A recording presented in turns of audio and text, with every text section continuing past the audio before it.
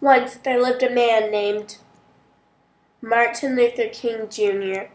His goal was to overcome segregation. He helped change the world. He made it a better place. Martin Luther King Jr. is known for his non-violent ways. Darkness cannot drive out darkness. Only light can do that. Hate cannot drive out hate. Only love can do that. The death of Osama bin Laden and many others is just this. Their darkness was driven out with more darkness. Their hate driven out with more hate. They were killed by their enemies, by the people they hated.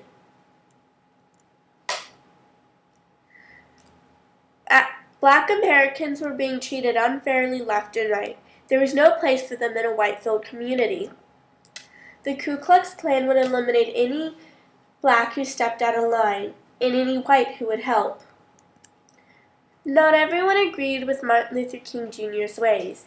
He was harassed and his house was even bombed. But black Americans were starting to fight. They were starting to get stronger.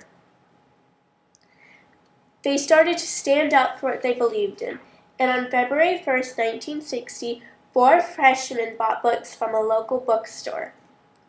They then sat down at the cafe next door to it. They sat down at the whites-only lunch counter.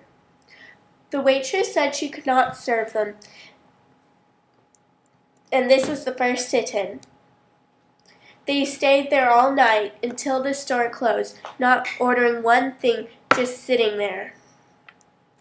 Many other people followed this act of rebellion, and on August 28, 1963, over 250,000 people, blacks and whites, participated in the March on Washington led by Martin Luther King Jr.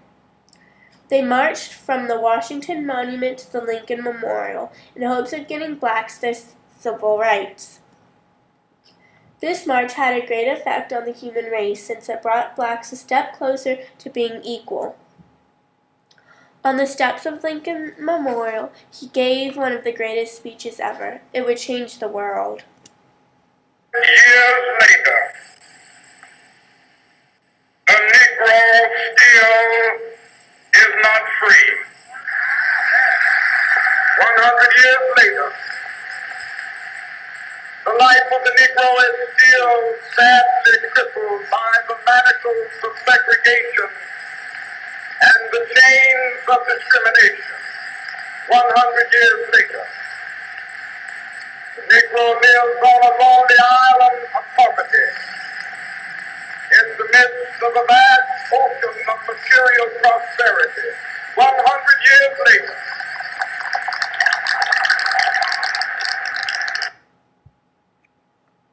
Five years later, on April 4th, Martin Luther King Jr. was shot in Memphis, Tennessee.